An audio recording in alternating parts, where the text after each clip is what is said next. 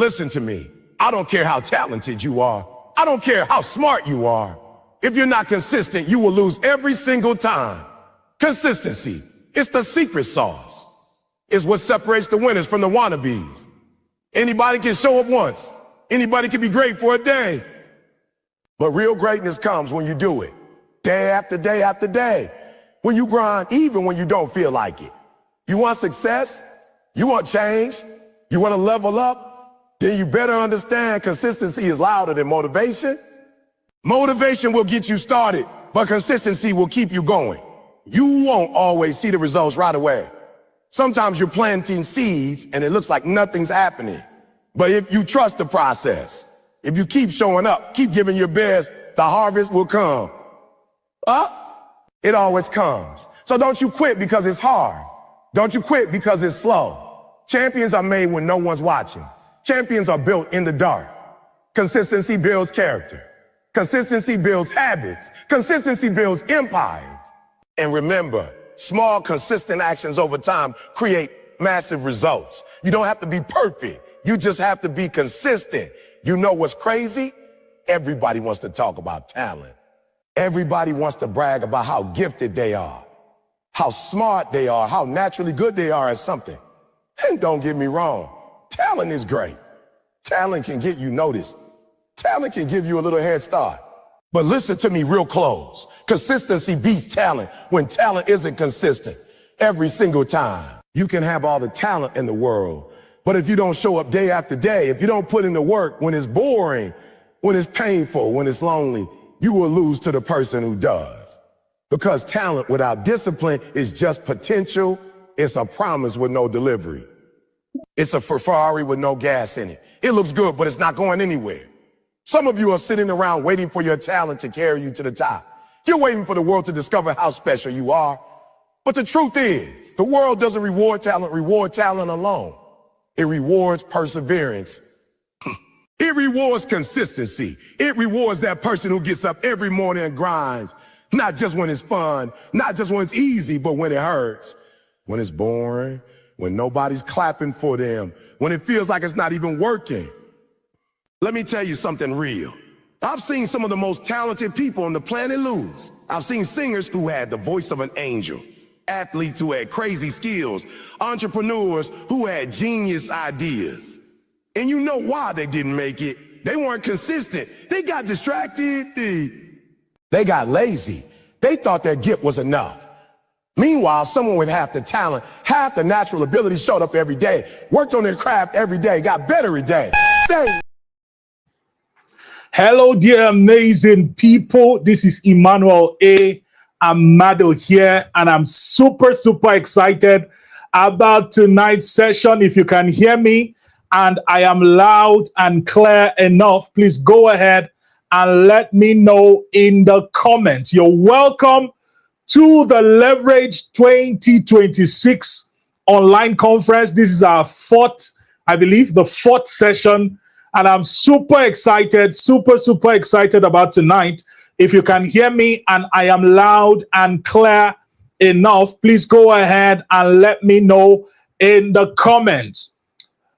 Fantastic. I see P says loud and clear enough. Thank you.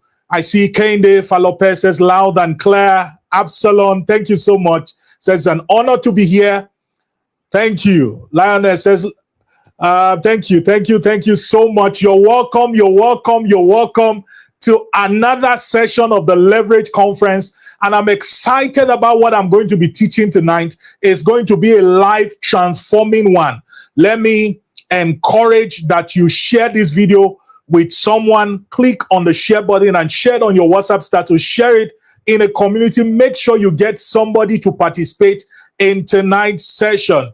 Before we jump right into the business for tonight, we know how we do it. I like to do a quick shout out before we get started. So go ahead, comment your first name and your current location. Your first name and your current location. I'll do a quick shout out and then we'll jump right into the business for tonight. If you're just joining in, make sure you click on the subscribe button, okay? It will not cost you anything whatsoever. Click on the subscribe button and like the video so that YouTube can share the video with as many people as possible. But by all means, if you're not yet subscribed to the channel, this is the least that you can do for us. The value you are receiving is absolutely free. The least that you can do is to encourage us to reach more people. So do well, share the video, subscribe to the channel, and share the video with at least one person. Comment your first name, your current location. Let me make a few announcements before I do the shout out, and then we'll jump right into the business for tonight. This is our 4th session. We have 2 more sessions next week, and then we'll be wrapping up the Leverage 2026 online conference. I trust that it's been an exciting journey thus far, a tremendous one. Let me encourage that you put your phone on landscape mode for the best experience so that you do not miss any information that may come on your screen. As always, do well, get your pen, get your notebook so that you can jot down striking points. Very important. Get your pen, get your notebook so that you can jot down striking points. I trust that it's going to be a mind-blowing session. You will not be able to capture all of the lessons in your memory. So you need a pen, you need a notebook to jot down striking points. That said, I'll do a quick shout out and then we'll jump right into the business for tonight. I see Williams from Taraba State, Nigeria. Good to have you. I see Ademuyiwa from Epe, Lagos State. Good to have you. I see Emmanuel Ademola Debisi from Bauchi State. Good to have you. Linus, all the way from South Africa. Good to have you. I see Absalom from Zaria, Nigeria. Good to have you. Nathan from Zaria. Good to have you, Nathan. I see Kende from Kwara State. Kende, good to have you. We have Emanuela from Kaduna. Good to have you. Gamelia, all the way from Azare, Bauchi State. I hope I pronounced it well. Good to have you. We have Funam from Kaduna. Good to have you, Funam. We have Tino Ola from Osun State. Good to have you. We have Itia from Zaria. Good to have you, Itia. Julius from Jos. Good to have you. Binta all the way from Lagos. Good to have you. We have Jeremiah from Kaduna. Good to have you. We have Jeremiah Makindawa from Tanzania. Good to have you. I see Grace from Kaduna. Good to have you, Grace. I see Rebecca all the way from Niger State. Good to have you, Rebecca. Adesoji from Zaria.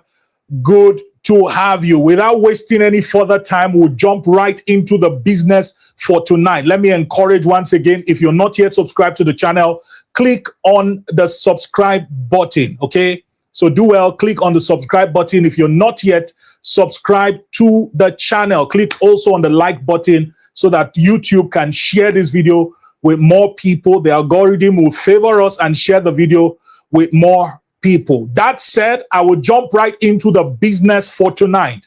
I'm teaching on the laws of relationships. I'm teaching tonight on the laws of relationships, and primarily we're going to be looking at the laws, the principles that you would need to engage if you're going to enjoy the bounties of relationship. Relationship is a powerful system of leverage, but for you to unlock the profits of relationship, you must understand the laws and engage them. Very profound. And usually when I teach on relationships, I like starting by sharing my story, you know, using it as an anchor to teach, really, to just share the power of relationship. I've had the privilege to travel to Lagos twice in my lifetime. I've gone to Lagos twice. Well, more than twice, but the first 2 times I went to Lagos, I'll draw the experience from there. The first time I had the privilege to go to Lagos, I went by road. We had a youth conference, and we went using a bus. We traveled all the way from Zaria to Lagos. I've forgotten the exact location in Lagos, but it will interest you to know that it took us about 24 hours to get to Lagos from Zaria. In fact, we had to sleep at Lokoja. So if I was to add our sleeping time to it took approximately 36 hours thereabout to arrive at Lagos via road. Now, the second time I had the opportunity to go to Lagos, I traveled by air. I had the privilege of going by air. Now, this was before the pandemic. And it took less than an hour, about 55 minutes or so, to get to Lagos. Same destination from the same location, but different experience. When I went by road, it took me about 24 hours to arrive at Lagos. And by the time I got to the conference, I was in a very, very stressed state. You know, you had sweated. The whole stress of the journey had a toll on me. I could not even attend the first day of the conference. But when I went by flight, I arrived Lagos that same day in less than an hour. And I was so fresh and clean. In fact, I could do so much that day.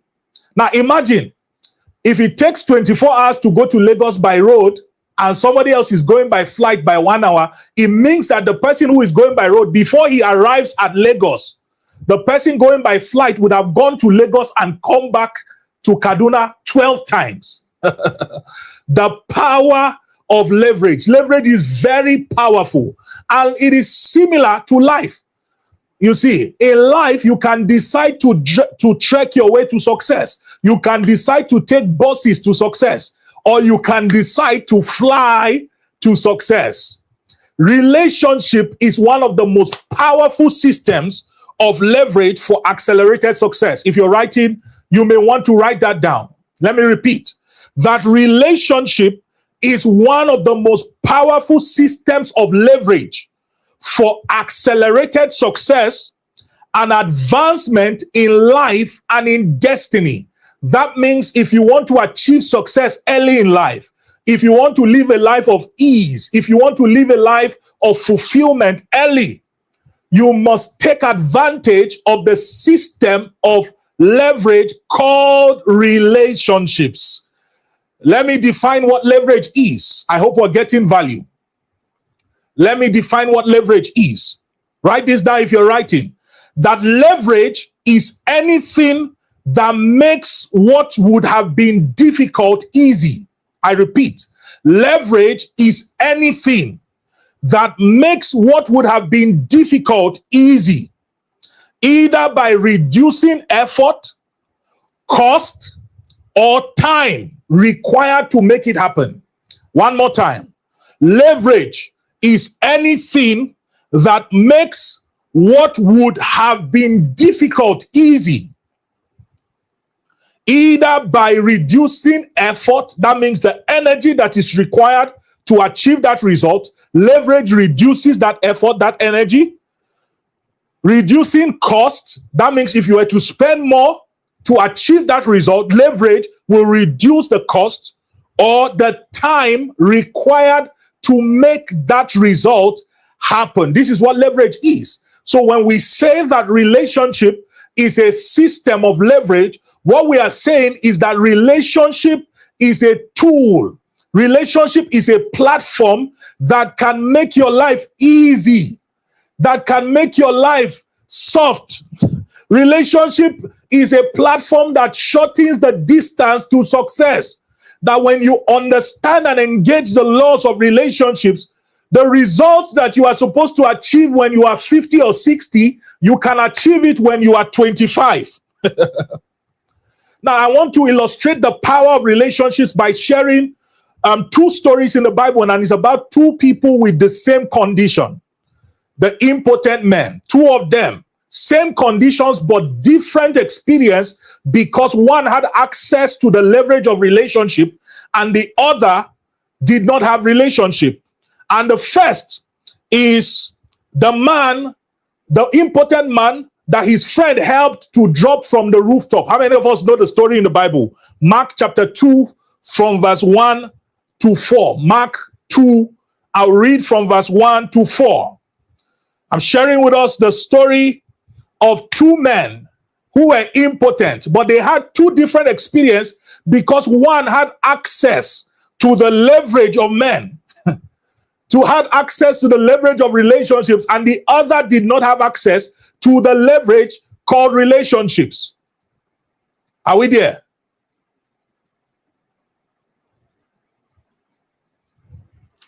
I hope you can hear me.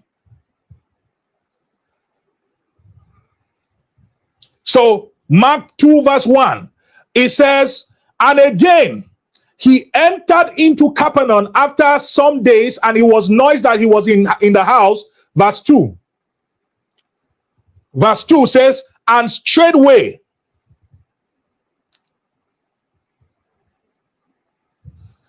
verse 2 says, and straightway many were gathered together, in so much that there was no room to receive him. To receive them, no, not so much as about the door. And he preached the word unto them. Verse 3, he says, and they came unto him, bringing one sick of palsy. Bringing one sick of palsy, which was born of 4. Verse 4, he says, and when they could not come near unto him for the press, they uncovered the roof where he was, and when they had broken it, they let down the bed wherein the sick of the palsy lay. Let me explain to you what happened. So the friends came with one of their friends who was he was impotent, and the Bible is saying that Jesus was so pressed. There were a lot of people who were around Jesus, and these friends literally tore open the roof, and they brought the man down through the roof so that Jesus will heal him. May you have those kinds of friends who will break boundaries, who will break protocol so that you can receive your breakthrough. Somebody said the power of relationships. That this man said, even though you cannot walk, we will be your legs. My God, the power of relationships. That people can come together and say, we know that you have weaknesses, but our strength will cover for your weaknesses. We know that you are broke, but we will take of our resources and bless you. The power of relationships. Let's go to the second man.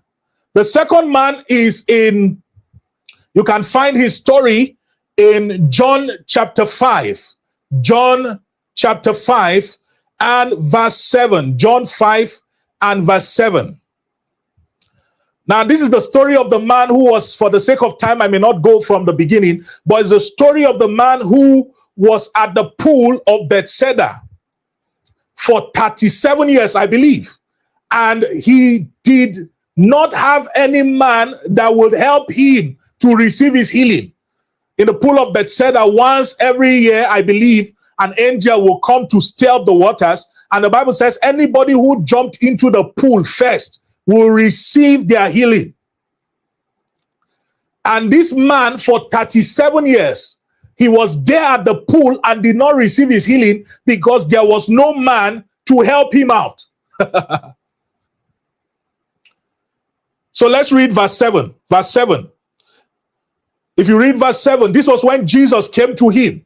And Jesus told him, he says, why have you not received your healing? And here was the man, here what the man's response was. He says, the impotent man answered him and said, sir, I have no man when the water is troubled to put me into the pool, but while I am yet coming, another stepped down before me. I have no man. That first 4 words of the man is what captures what happens in the life of a person when they do not have access to relationships. I have no man. That's why I'm broke. Why have you not paid your school fees? I have no man. Why have you not settled your rent? I have no man. Why have you not gotten the job? I have no man. The distance between where you are and your next level and your success is usually a man.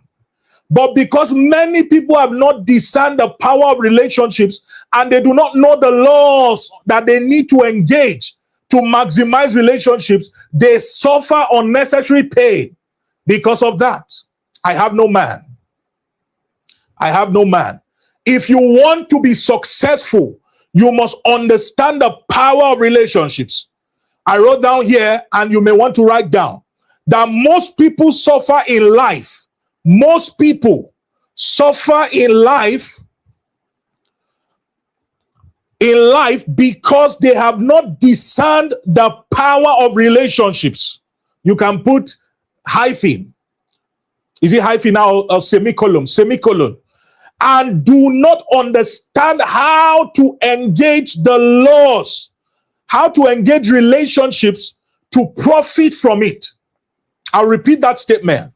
That most people suffer in life because they have not discerned the power of relationships and do not understand how to engage relationships to profit from it. You see, you can have a plane and a bicycle, but if you do not know that you have the advantage of using that plane for mobility, you may choose the bicycle. You see, because you do not understand the power of an aeroplane, or you do not know how to operate an aeroplane. My goal tonight is to teach us how to operate relationships, how to maximize relationships for profit. Relationships are very powerful. I've shared my story again and again.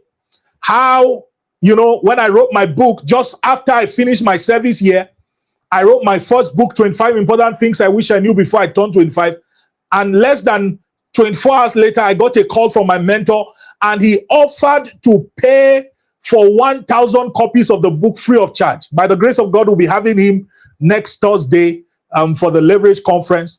Can you imagine somebody that is not my father, somebody that is not my brother, decides to pay for 1,000 copies of my book, over $500,000 This was 2018. You imagine what 500,000 naira was worth. The power of relationships. Imagine if I did not have that kind of relationship in my life.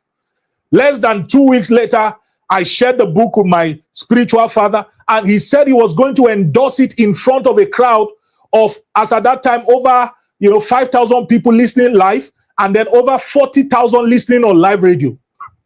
Imagine 45,000 people hearing the launch of your book. I sold over 200 copies of that book overnight. Got orders from people from South Africa, people from the US, people from UK. Over 200 copies were sold overnight. That week, literally, I became, half a million came into my account because of that. I hope I'm following. $500,000 came into my account because of that experience. It's called the power of relationships. If you don't understand the power of relationships, you will not be able to achieve so much in life and achieve so much in destiny. So I've done a number of teachings on relationships. I've done a good number of teachings on relationship where I taught on the various types of relationships, some of the characteristics, traits that you need to have to maximize relationships. Maybe we'll share the link with us. For those of us who are in the WhatsApp community, maybe we'll share the link to these teachings by the end of tonight's session. But my goal tonight is to share with us the laws that you must keep in place, that you must engage if you want to enjoy, if you want to, profit from relationships. If you want to maximize relationships, there are laws that must be kept. You see, and like I've said, that the glory is unlocked by patterns. If you want to enjoy anything, you must understand the laws that govern its operation. So there are laws. There are laws. And this is what tonight's teaching is all about. But before I do that, I want to share three important facts about relationships. These facts will open your eyes to the power of relationships as a system of leverage. Number one, fact number one. Fact number one. Fact number one is that relationship is a multiplier. Write that down. Relationship is a multiplier. Relationship is a multiplier. Everything I wrote down here multiplies on the basis of relationships. Everything. If you want to add in life, you may not need relationships. That means if you want to go 1 + 1 + 1 + 1 + 1 + 1 like that, you may not need relationships. But if you want to multiply in life, My dear brothers and sisters, you need relationships in your life. By the grace of God, I'm teaching now, right? There's a media team right now that is creating quotes, that is creating graphics. You know, I have somebody behind the scene now who is working the scriptures and all of that. Imagine if I had to do all of that myself. I will either break down or not be able to achieve much, because everything multiplies on the basis of relationship. There are people who say they don't need relationship. My guy, it will take you a long time to achieve success in life. If you want to go far, let me tell you, really far, and you want to do it in an exponential way, you need the presence of men in your life. Why is it that a man will not just say that I want to give birth to children on my own? He has to get married to a wife to give birth to children. Why is it that a woman will not just stay and say I want to give birth to children? Two people must come together to produce relationship. Reminds me of the scripture, Deuteronomy 32 verse 30. Deuteronomy 32 and verse 30. It says, how should one chase 1,000? It says, two will put 10,000 to flight. Except their rock has sold them and the Lord shut them up. That one will chase 1,000. But the moment you want to chase 10,000, you need two people. You see, that means the moment you introduce relationship into the equation of your life, everything begins to multiply. Because under normal circumstances, one should chase 1,000 and two should chase 2,000. Am I correct? But the Bible here is telling us that one will chase 1,000, but two will chase 10,000. Somebody say multiplication. Multiplication. That's the power of multiplication. One will chase 1,000, two will chase 10,000. Genesis chapter 1 verse 28. Genesis 1 and verse 28. It says, and God blessed them, and God said unto them, be fruitful and multiply. It says, and replenish the earth and subdue it. He says, and have dominion over the fish of the sea and over the fowl of the air and over every living thing that moveth upon the earth. My emphasis here is the word be fruitful and multiply. God never told them to be fruitful until he created them. Notice it, the instruction was not just for one person. The instruction was for Adam and Eve. Be fruitful and multiply. You cannot multiply anything outside of relationships. Let me repeat that. You cannot multiply anything outside of relationships. You need men. A man needs a wife to give birth to children. You see, if you want to build a great vision, you can't do it alone. When people say that, you know, I am self-made, it's usually a statement of ignorance. There is nobody that is self-made. Anybody you see who has achieved anything great, it is because of the presence of men. Jesus needed the 12. The 12 needed the 300. You will always need men if you want to multiply in life. I know there are people who say, me, I don't need anybody. Oh, I'm okay. You know, I don't need anybody in my life. I'm showing you now that the best you can do is to add up in life. Move one step and another step and another step, which is usually slow. You don't have your entire life time to progress in life. Life is too short to be moving 1 + 1 + 1 + 1. If you want to make exponential progress, you need men in your life. Relationship is a multiplier. Number two, the second fact about relationships that you must know and that you must understand is that relationship is currency. Somebody write that down. Write it down in the comment. Relationship is currency. Very profound.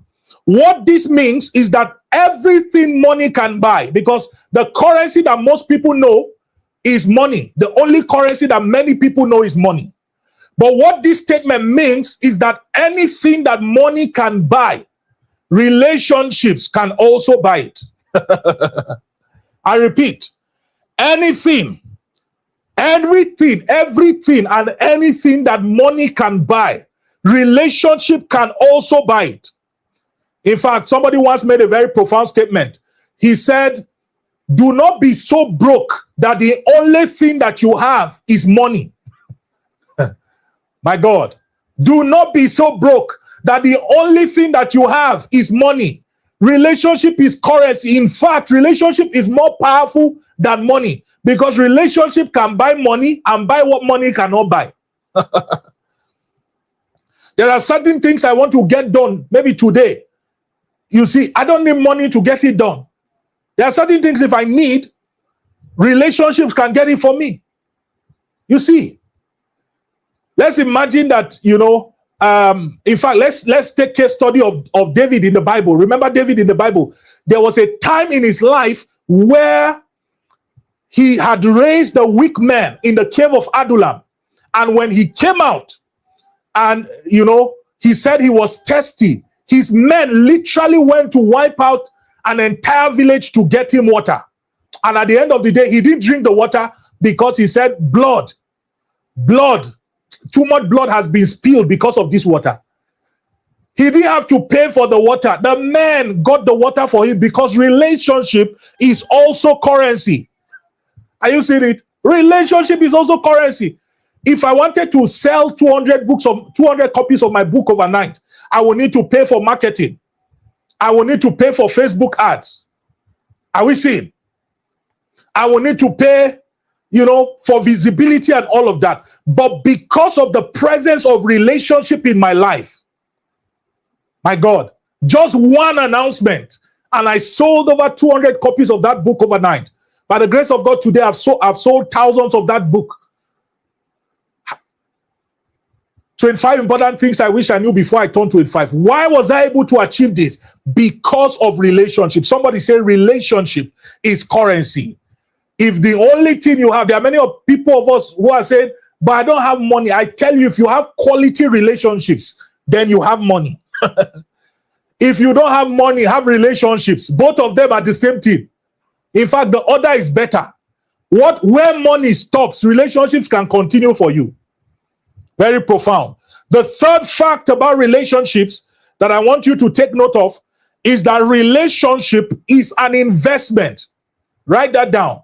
Relationships is an investment. Relationships is an investment. Relationship is an investment. Put it down in the comments. I wrote down here, and you may want to write down, that 10 naira invested in a relationship today can buy you a house, can yield you a house in the next 10 years. Relationship is like a seed. When you invest in a relationship, it can buy you something greater in the future. I've shared the story before, in my previous teachings on relationship, about how, I went to a shop to buy something from the shop. And I can remember when I got there,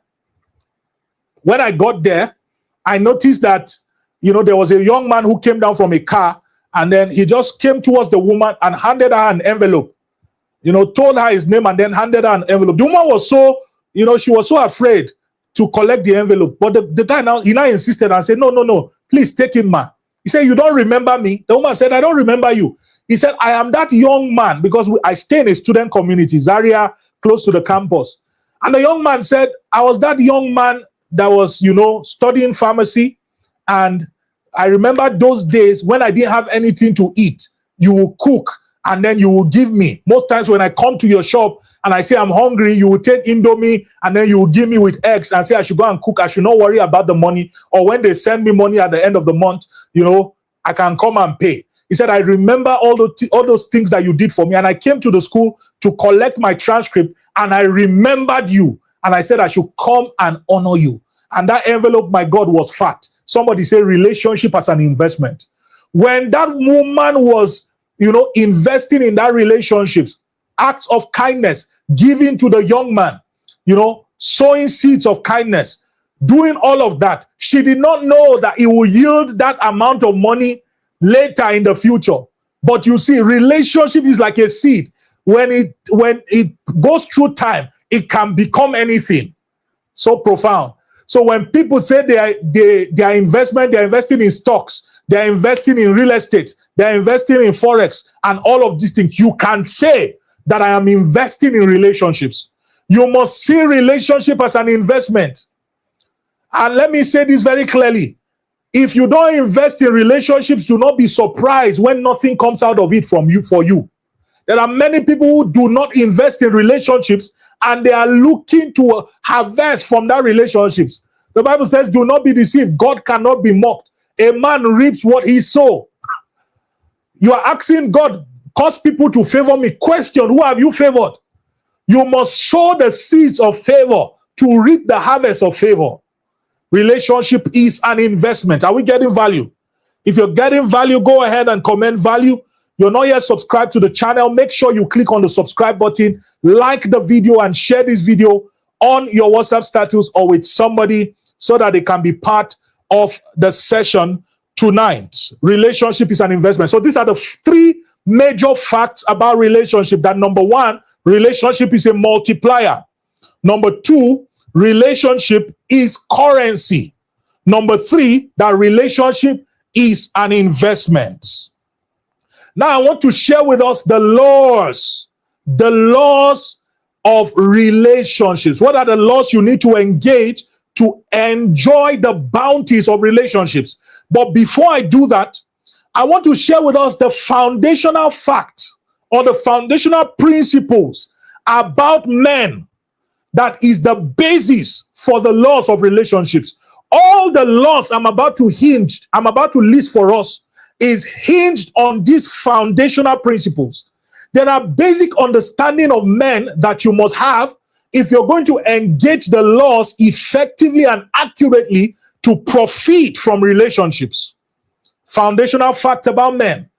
When you know this about men, it becomes easy for you to engage the laws of relationships for profit. Fact number one. Facts about men. First fact about men is that naturally, people are selfish, self-centered, and self-seeking. Write it down. That naturally, all men, everybody, including me, including you, is a product of the fallen man. That naturally, people are selfish, people are self-centered, and people are self-seeking. Jeremiah 17 verse 9. Jeremiah 17 verse 9. Jeremiah 17 verse 9. If you're getting value, comment value. We are looking at the foundational principles, understanding facts that you must have about men, that the principles, the laws of relationships are hinged on. This is like the foundational understanding of men. Jeremiah 17 verse 9. Here's what he says. He says, the heart is deceitful above all things and desperately wicked. Who can know it? The heart of man is deceitful above all things and desperately wicked. Who can know it? Numbers 23 and verse 19. Numbers 23 and verse 19. Here's what the Bible says. It says, God is not a man that he should lie. That means all men lie. There is a deficiency in men. There is a deficiency in men to lie. There is a deficiency in men to be self-centered. There's a deficiency in men to be selfish and self-seeking. You must understand that. So that when somebody seems as if they are favoring themselves more than they favor you, you will not be surprised. If you ever see somebody who will take money from their pocket and give to you, let me tell you, there must be something you did for that to happen. Nobody just sits down and give out money. No, there are laws. There are laws. There are laws that compel men to not be selfish. Naturally, people are selfish. So don't say this man is selfish or this woman is selfish. That's how everybody is, including you. And let me tell you why this is true. When you look at a picture, who is the first person you see? It's yourself. When you look at a picture, maybe a picture of your secondary school group photo. When you are looking at it, whose face are you looking at? There are people who are even married. When maybe they take pictures and the photographer comes and says they should pick which one they will use for pre-wedding shoot. The husband will be looking at the one where he's looking more finer. The wife will be everybody wants the one that will favor them, because naturally all men are selfish, all men are self-centered, and all men are self-seeking. So if men will bend their natural trait for you, it is because you engage laws. It is because you did something. Don't just sit down and you are thinking that somebody will just give you money. Don't just sit down and you're thinking that somebody is thinking about you. People have problems. People have their own challenges. If they are going to bend in favor for you, then there must be laws that you are engaging that is compelling them to favor you. Am I teaching good tonight? Am I teaching good tonight? Number two, the second foundational principle or fact about men that you must understand. This is the foundation for the laws that I'm about to share with us. Is that the greatest psychological need of all men, the greatest psychological need of all men is the need to feel important. Write it down. The greatest psychological need of all men, including me, is the need to feel important. How many of us remember the story of Abigail and David in the Bible? You'll find that you don't have to put that up. Admin, you don't have to put that up. 1 Samuel 25, 23 to 31. The story of Abigail and David, when her husband, was it Laban or what's his name? Naaman, or I've forgotten his name, I think Laban, where he disrespected David. And David made up his mind that he was going to go and destroy the guy. And on the way, his wife, named Abigail, came and met David. Do you know that when she met David, she brought food, and when she met him, immediately she began to, praise him. In fact, it is recorded that she called him in just about 5 verses. She called him my Lord about 13 times. She kept on calling him my Lord, my Lord, my Lord. That words pacified him. He felt important. And guess what? David forgave everything. The moment her husband died, David married Abigail because she made him feel important. Everybody wants to feel important. If you don't make people feel important, if you don't make people feel like a big deal, they will not care about you. That's why, you see, these laws function on the basis of selflessness. If you are not selfless, you can't engage these laws. Nobody cares how you look. Everybody cares about themselves. So you must know that people want to feel important. And the moment you can make people feel important, I tell you, they will do anything for you. So these are two foundational facts about men. That is the basis for the laws I'm about to share with us. That number one, all men naturally are selfish, they are self-centered, and they are self-seeking. And then number two, that the greatest psychological need of everybody, including you in the comment, is to feel important. If I pick one person, for example, Winnie. I don't know where you are, Winnie. I believe that should be a lady. But Winnie, I just want to say that you are such a special person. You are a fantastic person. I may not know you, but to see how articulate your writing is, I think that you're a very intelligent person, Winnie. Really, I think you're a very intelligent person. Look at the punctuation. You even put full stop there. Can we celebrate Winnie in the comments? Can we celebrate Winnie in the comments? Can we say, God bless you, Winnie. You're phenomenal. You're exceptional. Now, let me tell you, do you know that Winnie will forget everything I taught today, but she will not forget this moment? Why? Because I made her feel important. I made her feel important. People want to feel important. She's already saying thank you, sir. Tomorrow if I need something, Winnie will be the first person to want to offer to give it to me. Why? Because I made her feel important. So the psychological need of all men is the need to feel important. Now that we know the power of relationships, we understand the power of relationships. Now that we understand the facts of relationships, the facts of relationships that make relationships powerful, and now that we know all of these things, let me share with us the laws of relationships. I tell you, if you engage these laws, your life will be nothing short of a sign and a wonder. These are the laws that govern enjoyment when it has to do relationship. You want to maximize relationships? I tell you, by the grace of God today, my life is what it is because of the presence of relationships. When I hear people share, how they made their first million and all of that, I'm so touched because they talk about how they worked hard, how they do all of that. And it's very good, work hard and do all of that. But honestly, my own reality, my first million, it came as a seed through a relationship. You see, the power of relationships. The power of relationship. Everything you are seeking, there is somebody that have it.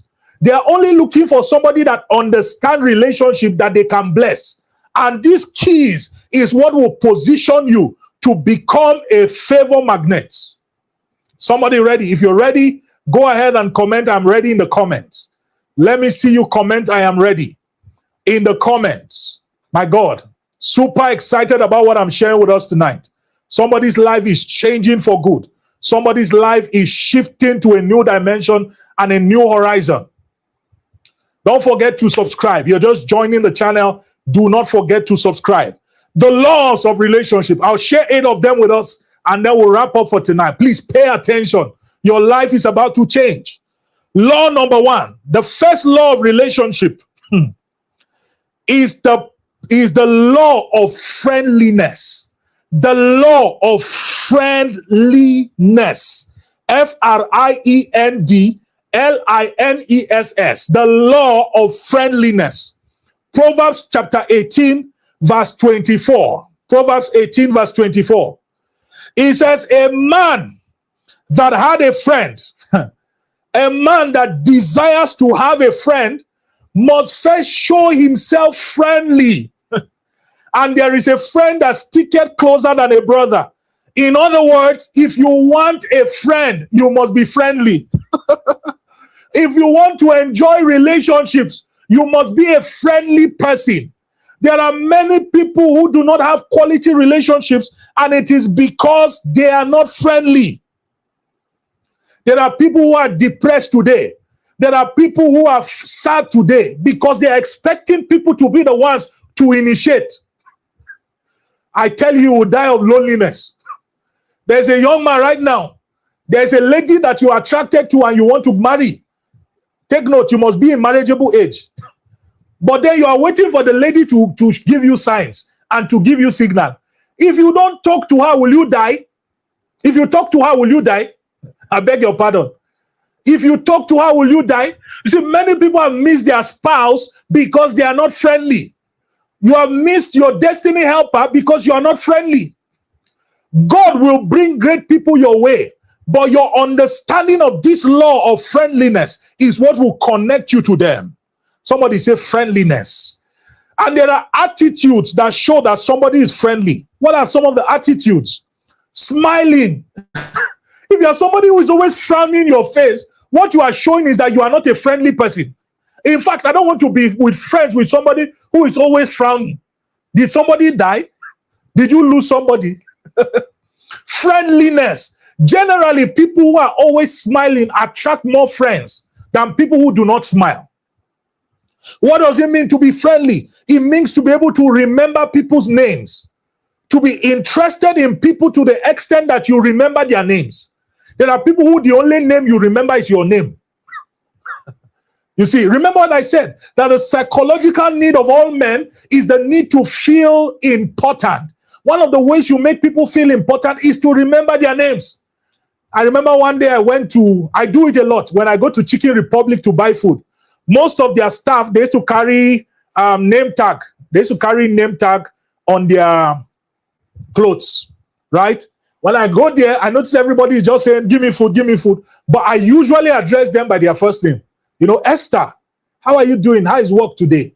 Please, I want to buy so and so. Can you put it for me? And just by calling her name, smiling and being friendly, do you know, when I go back, it's almost as if this lady filled the whole plate with food for me. And I wasn't doing it necessarily because of that. But friendliness provokes people to be friendly with you. The seed for friendliness is friendliness. If you want a friend, the seed you must sow is to be friendly. And I'm showing us how to be friendly. Be the kind of person who smiles. Be the kind of person who, remember people's name. Be the kind of person who compliments people. Don't be waiting for people to compliment you. Oh, I like your dress. I like the way you are smelling. No. If you want friends, be the person who initiates. I've discovered that when I'm very intentional about complimenting people, they like me. And it's because I'm obeying one of the laws I share with us, that everybody wants to feel important. So when I meet people, I make it a personal commitment. Usually, if I don't know people's name and I'm meeting them for the first time, I usually say great man or great woman or beautiful woman. I usually say something that makes them feel important, that makes them feel special. Be kind to people. Help them when you can. Don't be selfish. When they talk, listen to them. Listen to them with the intent to understand and to help, not just so that you can speak up. If you really want to maximize relationship, you must be selfless. That means you must focus on people. I love a quote by John C. Maxwell. He said that people don't care how much you know until they know how much you care.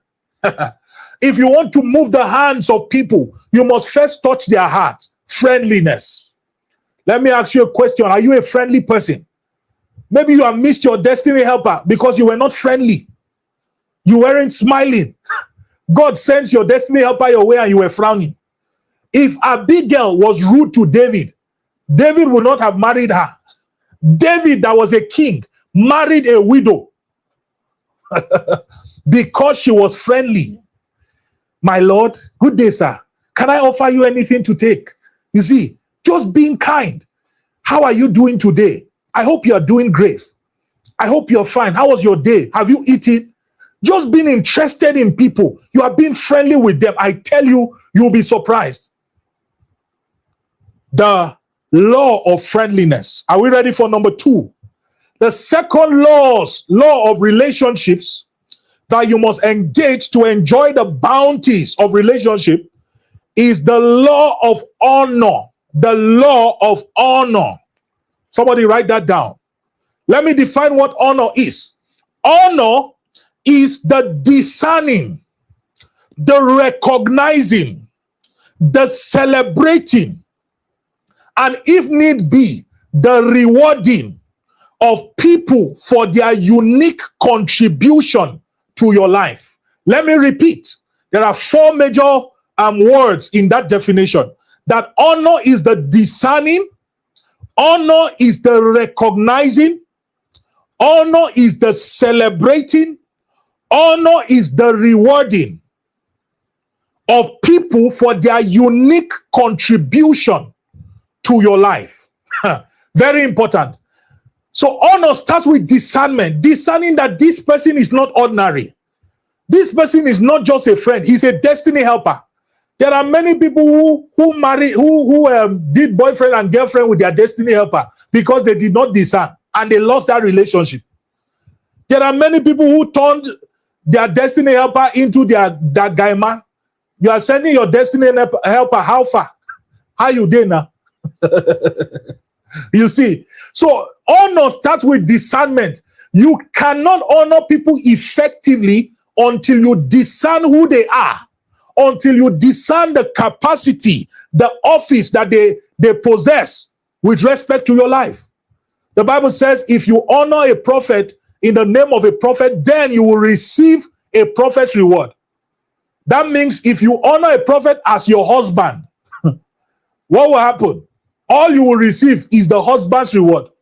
If you want to receive the prophet reward, you must discern him as the prophet. I remember the story of a woman who, she said that it was a pastor's wife. Her husband was always praying for people, and the people, their lives would change. There was fruitfulness in the home, and here they were in their home. Things were not moving. There was no fruitfulness. I think they didn't have a child and all of that. And one day the woman was in the service, and she said the Holy Spirit just ministered to her and said, maybe you have been looking at your husband as your husband, and you have not looked at him in the capacity of a prophet. And immediately that revelation came, She ran home and she went to go and cook. She used the best plate. She cooked his best meal, used the best plate, and she put it on the table. When the husband came in, before he could say anything, she had knelt down. And she said, honey, I made your food. He wanted to say, why did you leave the church? And he said, please. She said, please, don't worry, eat first. And she took him to the table. He sat down and he ate. When he finished eating, she came again and she knelt down. And she said, my prophet, I'm sorry that I've not discerned you as my prophet, but today I call you my prophet. Pray for me. And the husband stirred up because she had now discerned who he was. Many of us have lost the destiny relationship because we did not discern who they were. Just because your destiny helper eat from the same plate with you does not make him your colleague. There are many people, especially young people, who lack discernment, and that's why we lose valuable relationships. Proximity has a way of eroding honor. Access has a way of eroding honor. You must train yourself to continually discern that this person is a big deal. This person is a big deal in my life. I will not be careless with these relationships. Discernment. And the moment the husband prayed for her, according to the woman, things turned around in their family because of her discernment. We spoke about recognizing that discernment is also discerning, recognizing. You cannot recognize if you don't discern. Recognizing is coming to terms that, oh, this person cannot be ordinary. And then celebrating. It means it starts with words. Honor starts with words.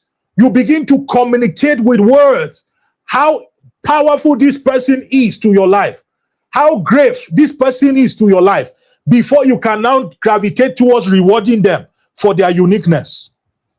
So honor all men. If you read 1 Peter 2 verse 17, the Bible says, honor all men. It says, love the brotherhood, fear God, and honor the king. The key to access to any relationship is honor. You want access to any relationship, you must go the route of honor. You must go the route of honor. And there are three primary ways. Thank you so much for the scripture, David. 1 Peter 2:17. Honor all men. Honor. Remember what I said honor is. It starts with discernment.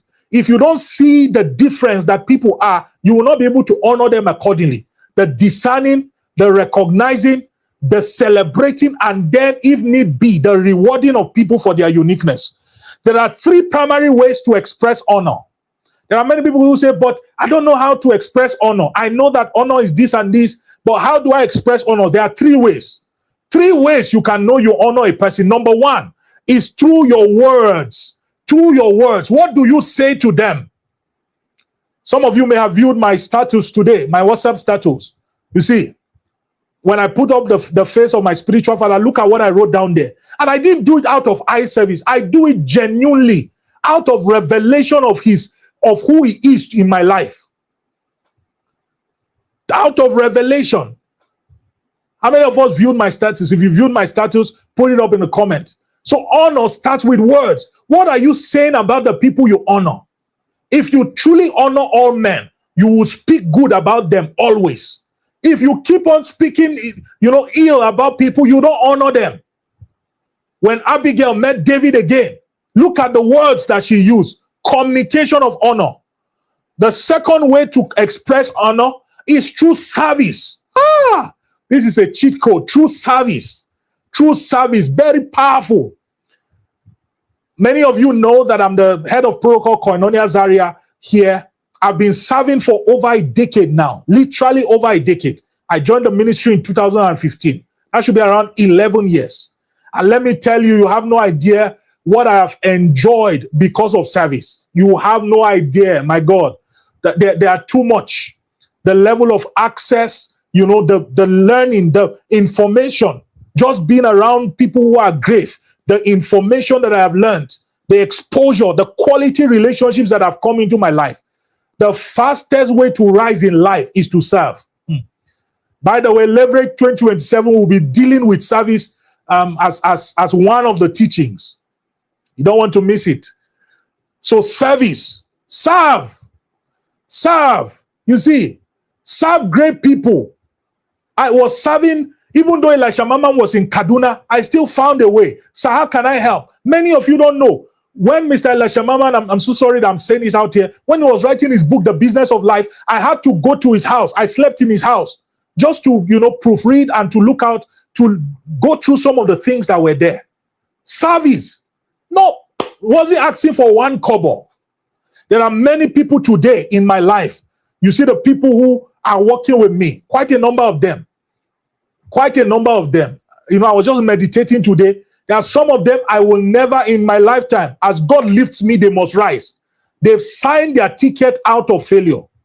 Because if you can discern people, and there's something you must understand, the best way to rise is to identify people who are rising and sow into their lives. You can sow through service. You see, it is difficult to connect with people who are already great. Very difficult.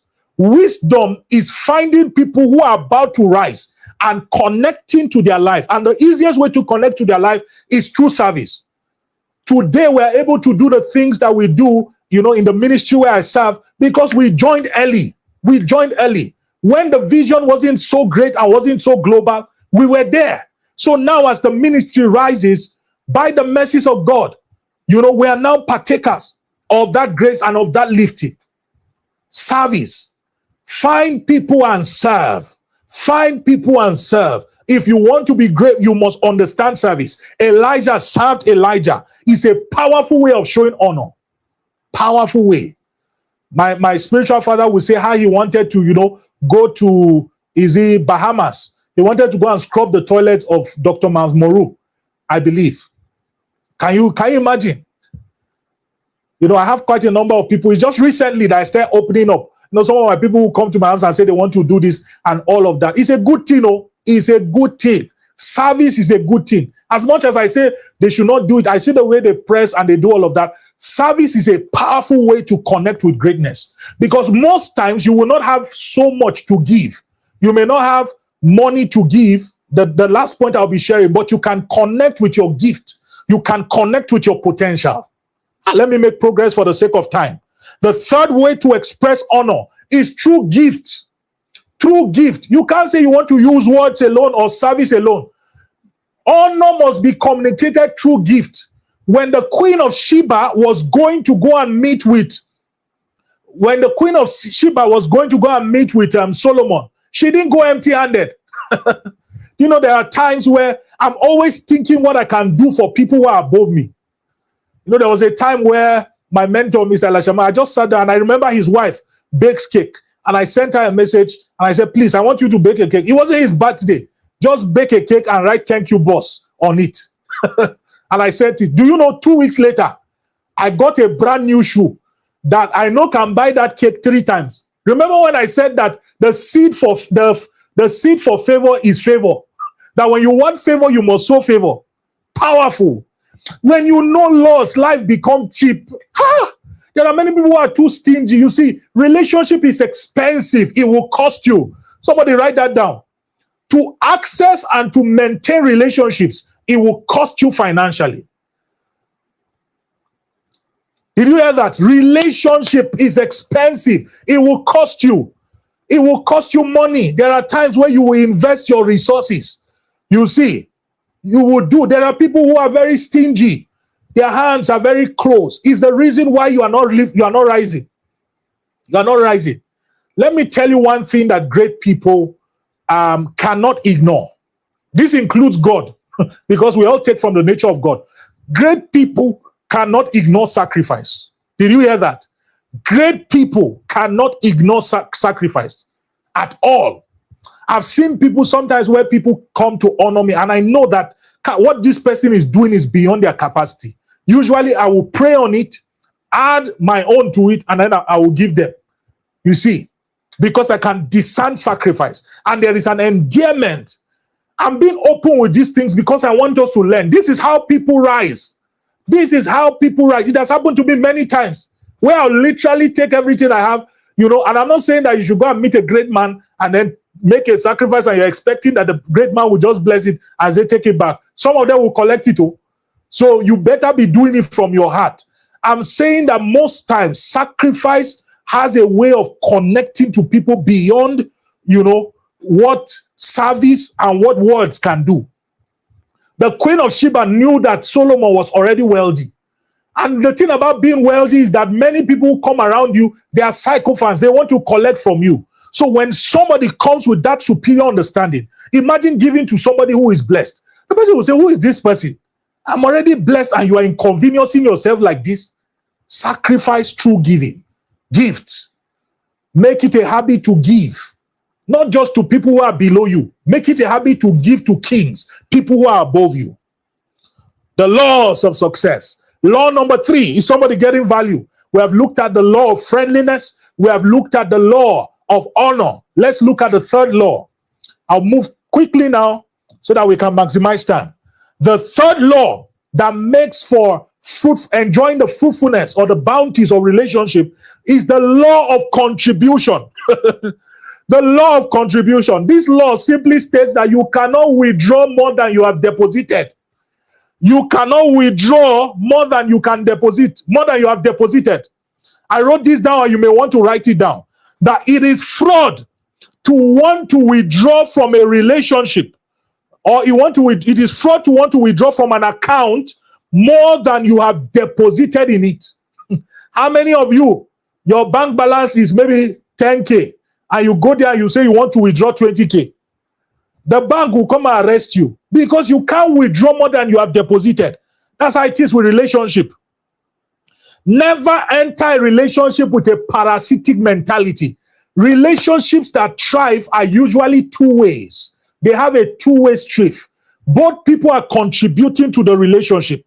And it doesn't matter the kind of relationship, whether it's love relationship, family relationship, friendship relationship. If you're going to profit from any relationship, you must enter into it with a contribution mentality, not with the mentality to take, the mentality to add. There are many people who enter into, have you seen people who enter into maybe a romantic relationship and the lady is the only one cooking for the guy? She's buying boxers, she's sweeping the house, she's doing everything, and the guy is just there. Let me tell you what happened. The girl will eventually leave you.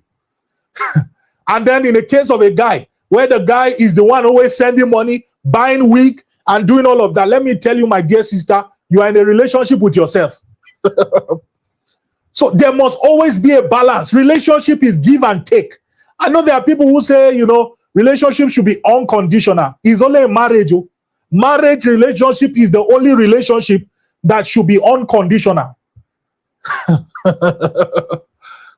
And maybe family relationship.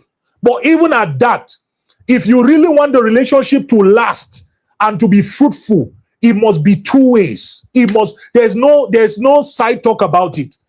Don't be the kind of person who is always going to receive, and the other person is there. If people notice that you are a parasite, they will cut you off. What do we do to parasites? We kill them. How many of us, you have a dog and there's a tick on the dog. It's always sapping the dog's blood.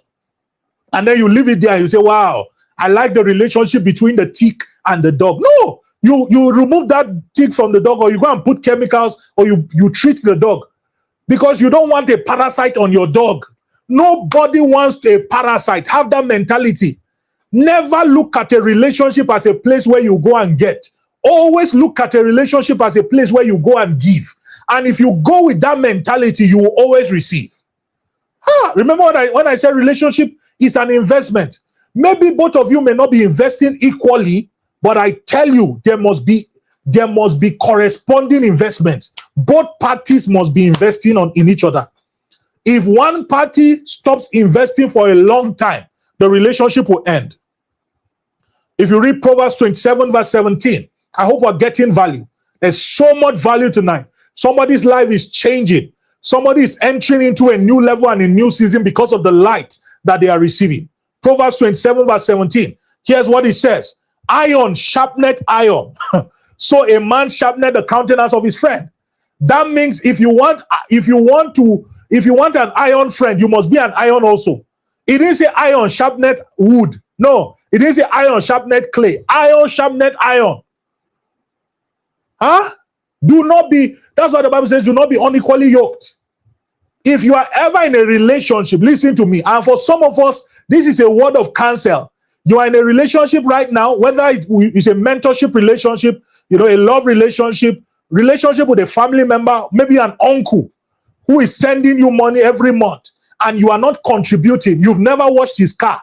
You've never sent him a message to say thank you. You've never done anything for him. He celebrated his birthday, even to buy fruit or fruit hamper or to buy wine. You did not buy. Let me tell you, you are about to lose that relationship. That's why God brought you to this conference tonight, so that you can receive wisdom. Go and invest. Some of you, your relationship right now is in red bar. It's about to die because of selfishness. Because of selfishness, you must go back and begin to contribute. Begin to contribute. So be careful not to be in a relationship where you are the only one receiving. The law of contribution. Somebody say, I am a giver. Write it down. I am a giver. It's okay to take, but let me tell you, the Bible says it is more blessed to give than to receive. I am a giver. You must have that mentality. Law number 4. Let's make progress. Let's make progress. If you have questions, you can begin to type them in the comments. We'll put them in the favorite. We'll start them so that I can answer maybe 1 or 2 questions before we wrap up finally. Law number 4. The law of gratitude. I like that this is coming after the law of contribution. The law of gratitude. You may want to write this down. When you are in a relationship where you don't have anything to give, be lavish with gratitude. That when you remember, I said relationship both parties have to be contributing. Now, there are times where you may not have so much to give because of maybe potential difference. This person may be way higher in terms of their level of results than you. What you should give in that relationship is gratitude. Gratitude. If you are in a relationship, you don't have anything to give gratitude lavishly. Write this down if you're writing. Gratitude is the seed for multiplication. You want to multiply anything, the seed you must sow is gratitude. The moment you stop saying thank you, that relationship starts dying. Hear this and hear this clearly, my dear people. Somebody has been blessing you for years and you have not been saying thank you. I make it a habit. You can ask the team members. You can ask the media team members. Anytime we're meeting or we're having a meeting, I always start with gratitude. Thank you so much for your contribution. The moment you stop saying thank you, you start losing that whatever it is that you are ungrateful for. If you read Matthew chapter 14 and verse 19, Matthew 14 verse 19, here's what it says. Speaking about, Jesus when he multiplied the 5 loaves of bread and 2 fishes. He said, and he commanded the multitude to sit down on the grass and took the 5 loaves of bread and 2 fishes, looking up to heaven. He blessed and brake and gave the loaves to his disciples and the disciples to the multitudes. Take note, what's the first thing he did? He gave thanks. He blessed it. He gave thanks. Father, thank you for these 5 loaves. Thank you for these 2 fishes. And the thing began to multiply when they were sharing it. Gratitude is the seed for multiplication. I would usually say this, and I want you to write it down and star it. Never forget it. That gratitude is to a relationship what engine oil is to a car engine. Let me repeat. Gratitude is to a relationship what engine oil is to a car engine. Now, when I usually maybe forget to change the engine oil in my car, you are mandated to change the engine oil in your car once and again. Sometimes 1 month, every 1 month, or every 2 months, depending on how frequently you use the car. Now, there are times where I forget to change the engine oil. And let me tell you, those are the most difficult times. When I'm changing the gear, everything is hard. Driving the car, you'll be hearing some funny sounds. But the moment I change the engine oil, my God, I can change gears very quickly. The car is moving very smooth. You can literally feel it. The reason why some of us are experiencing friction in our relationship is because we are not grateful. The reason why it seems as if your father is fighting you, your uncle is fighting you. The reason why it feels like your loved one is fighting you, your wife, your husband is fighting you, is because the oil that should oil that relationship is not there. The oil of gratitude. Gratitude is engine oil to a relationship. Learn to say thank you. Let me tell you, when you learn how to be grateful to people, it does something to that relationship. They will always want to favor you. Personally, I cannot be in a relationship with somebody who is not grateful. If you are not grateful, you cannot remain in my life for long. When you are not grateful, you make the relationship stiff. You make the relationship friction. It begins to experience friction. There are some of us, your uncle used to send you money every month, but right now he reduced it. He reduced it from maybe 100,000 to 50,000, and he told you it's because of his job. It's not because of his job. He discovered that you were not saying thank you. Nobody wants to be a blessing to an ungrateful person. Did you hear that?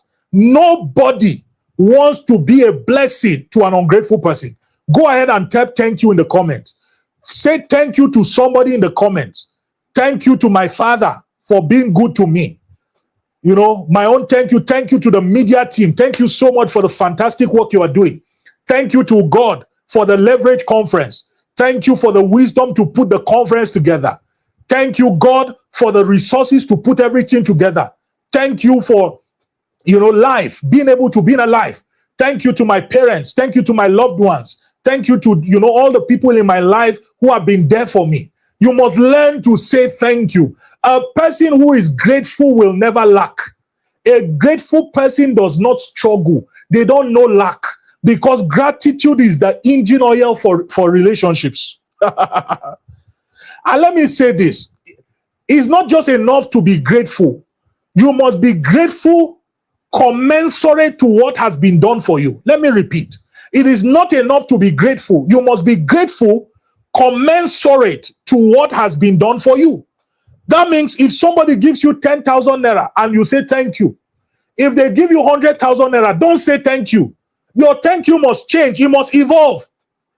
So I give you 10,000 naira, you say thank you. And I send you 100,000 naira, you say thank you. I will not send you 100,000 naira again. You see, your gratitude must match what has been done for you. It must match what has been done for you. That means there are times where your gratitude has to be lavish. There are certain things people do for me. I send them 7 text messages every day for 7 days. Thank you. Honestly, if you didn't do these things, sir, where would I have been? Nobody would have done it.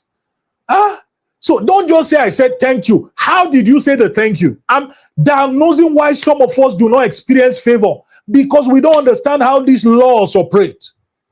Your gratitude must match what has been done for you. If somebody does something that is great for you, your gratitude should be great. Great blessings requires great gratitude.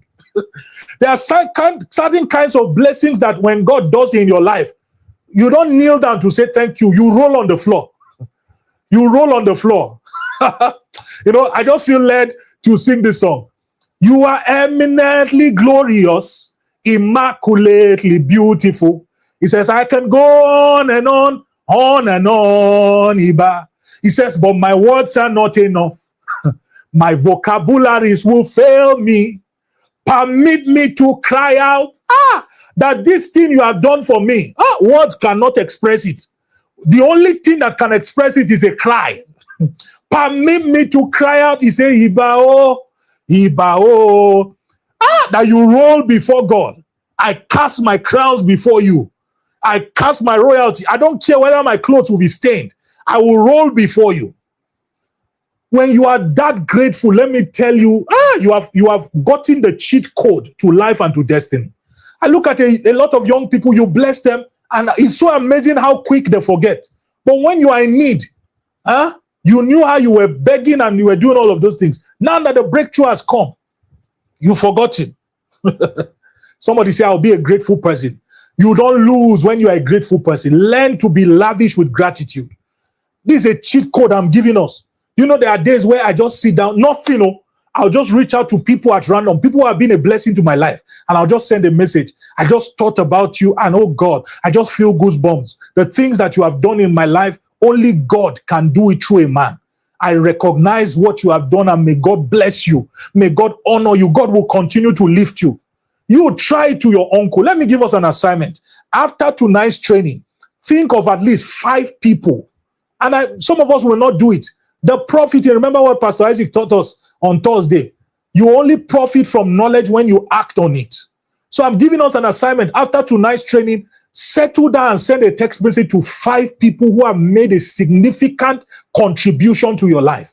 Maybe your finances, your spiritual growth, your career, whatever it is. Send them a text message just to say thank you. You can include your parents in it.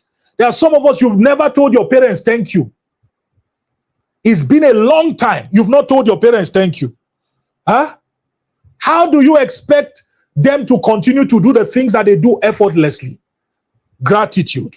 Let me give us one last statement on this before we move to the next point. Write this down if you're writing. The kind of gratitude that is effective is the one that is prompt and lavish. The weight of your gratitude must match what has been done for you. The kind of gratitude that is effective is the one that is prompt and lavish. That means you must do it on time. If somebody bless you on Monday, don't wait till Saturday before you say thank you. Prompt and lavish. The weight of your gratitude must match what has been done for you. I've told us this. You must make the person feel appreciated in a special way. In a special way. So don't just say thanks, bro. No. Thank you for what? Thank you for sending me money. The envelope you put it was excellent. In this Tinubu economy where things are hard, you thought about me. I don't take it lightly. May God honor you. I'm giving us the cheat code to increase. Do the assignment I gave you tonight and you'll be surprised what will happen this week. Next week, I mean. You just do the assignment. People who were not reaching out to you, all of a sudden they begin to reach out to you. Gratitude. If you are not a grateful person, you lock the door of favor. The law of gratitude. Are we ready for the 5th law? The 5th law. I'll be fast now. The 5th law, the laws of relationships. Law number 5 is the law of character and integrity. The law of character and integrity. If you read, you don't have to put it up, David, but if you read 2 Kings chapter 5, 20 to 27, the Bible tells the story about Gehazi, who was like the PA, personal assistant to Elijah. And a time came where somebody came with leprosy, and Elijah healed him, Naaman, the captain of the Syrian army. And, he brought some gift for Elijah, and Elijah said, no, I don't want the gift.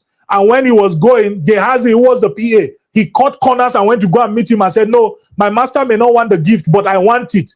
And he collected the gift, only for him to go back. And Elijah said, guy, I saw you when you went to go and collect it in the spirit.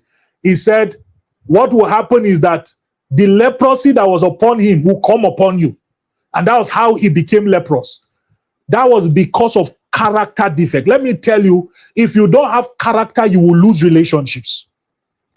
Habits like greed, stealing, compromising, all of these are character defects.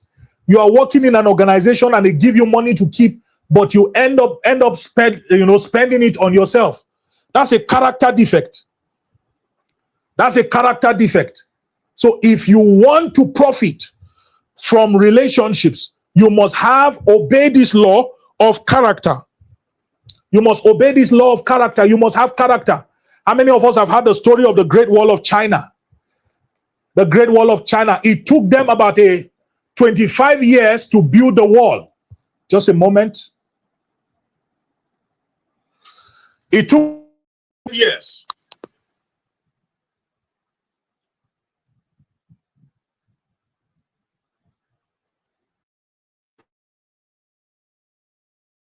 Can you guys hear me?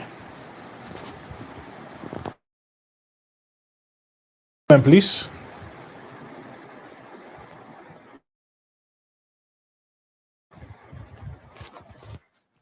Okay, so sorry. Battery was going down. Okay, you can hear me.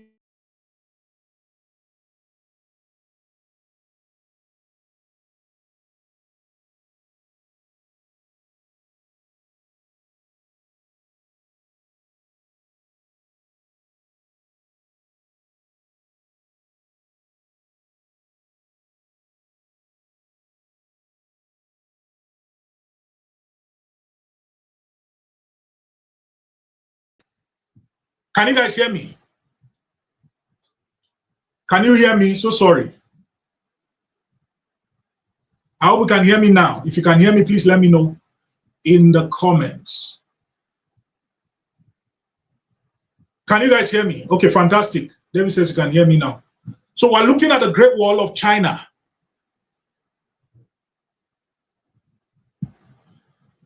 So we're looking at the law of character and integrity, and I'm sharing on the Great Wall of China. It took about 25 years to build that wall.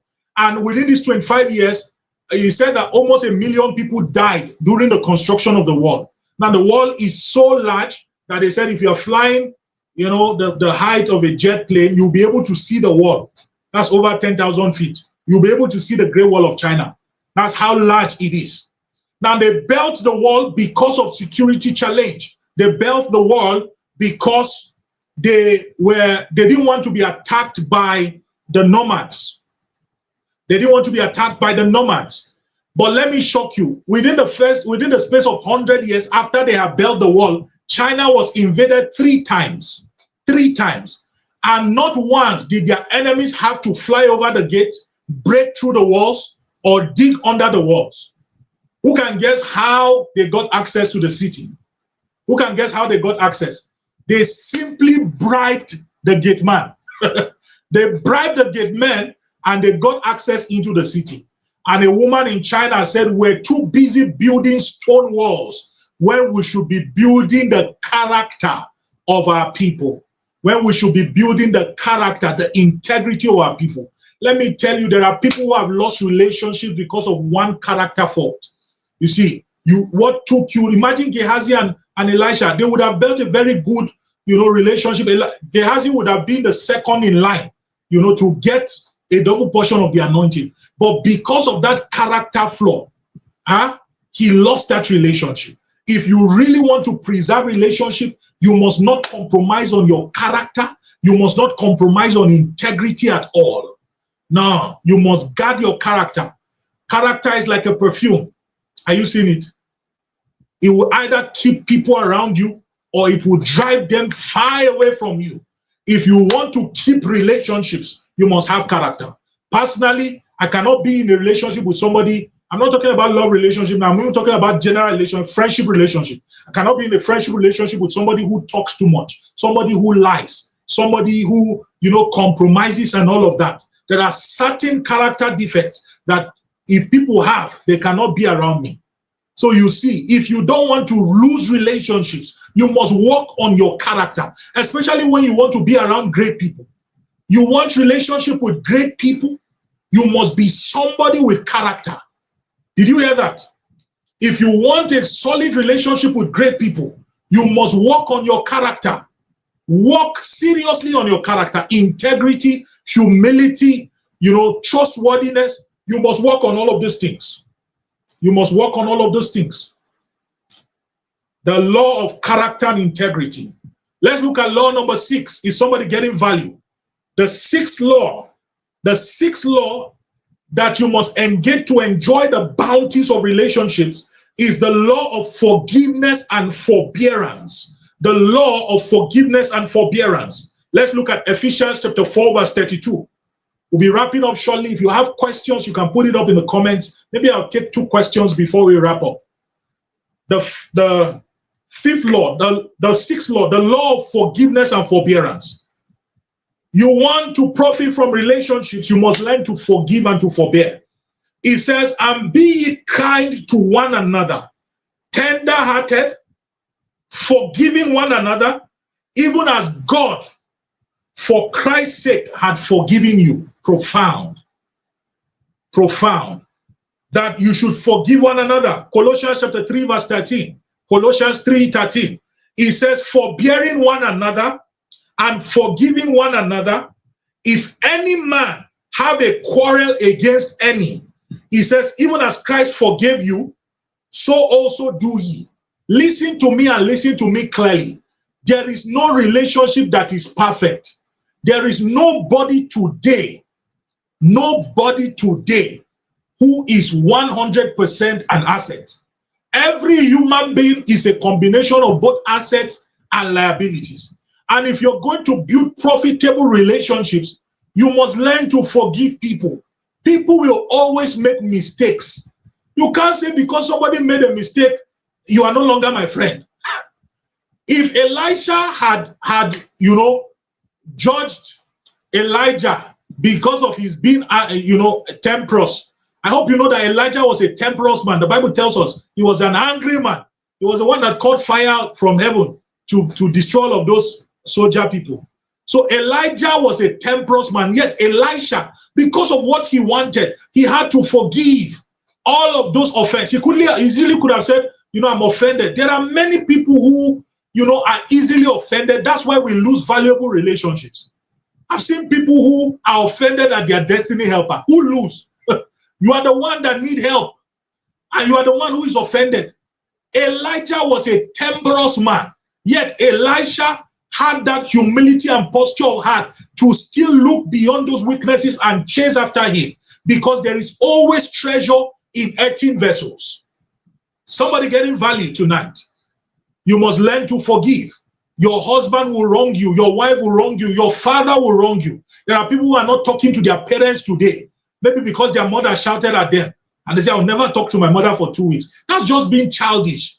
If you want to maintain relationships, if you want to build valuable relationships, you must learn to forgive and to forbear. What does it mean to forbear? Forbearance is the senior brother of forgiveness.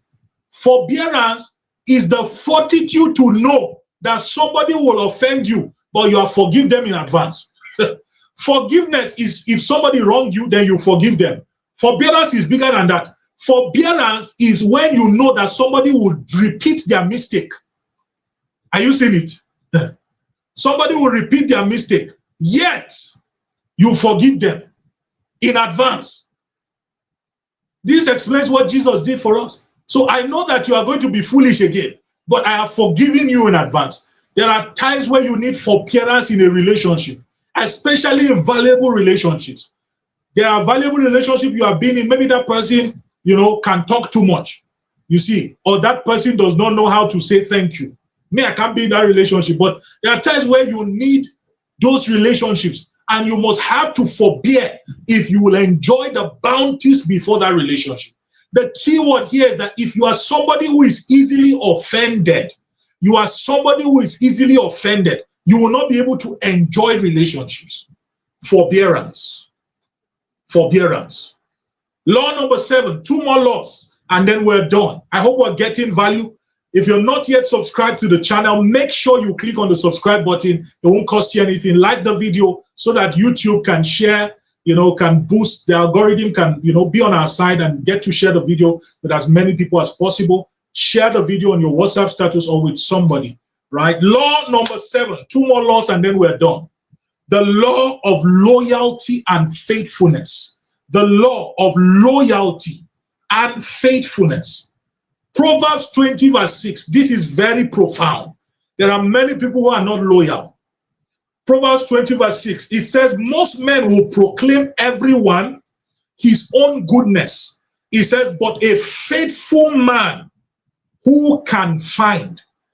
Faithfulness is the quality of unbended loyalty. Faithfulness is the quality of consistent loyalty. Faithfulness is the quality of showing up for a person, irrespective of their weaknesses, consistently enough.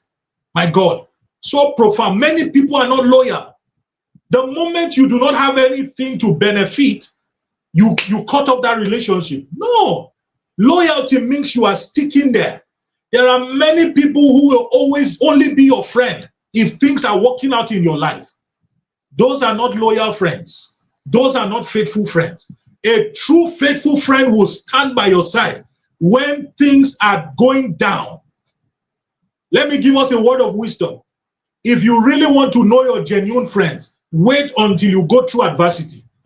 By the way, the School of Personal Development, hopefully in the next 2 months, I'll be teaching on the day of adversity, surviving adversity. And one of the things you'll be learning is that the day of adversity reveals those who are snakes around you. It's one of the benefits of adversity, that you get to see the people who are real. If people leave you when you are down, it's a sign that they are not loyal. So if you want to profit from relationship, you must learn to stick with people when they have nothing. Because you see, relationships is like stock. It may be going down today, but tomorrow it can triple in value. How many of us sell our stock just because it's going down? You see, right now, MTN stock is doing great. GT Bank is doing great. But if you go and look at the curve, you will notice that there was a point where it was dipping. Imagine if people were selling that time. Now that it is rising, they are the ones that will lose. So don't be the kind of person who easily gives up on relationship.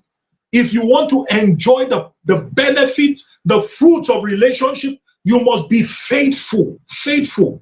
Don't give up on people easily. Don't talk behind the back of people. Don't do eye service in front of them and, be talking down on them behind them. No, don't do that. There are many, and this is why I always advise, if your heart is not somewhere, don't be there. If your heart is not in a place, don't be there. If your heart is not with a person, don't be there. The Bible says, God now speaking to people, he said, give me your heart. My son, give me your heart. Not give me your hands, not give me your car, give me your heart. Because if your heart is there, every other thing will come there. So if you are not ready to be committed to people, don't be in a relationship with them.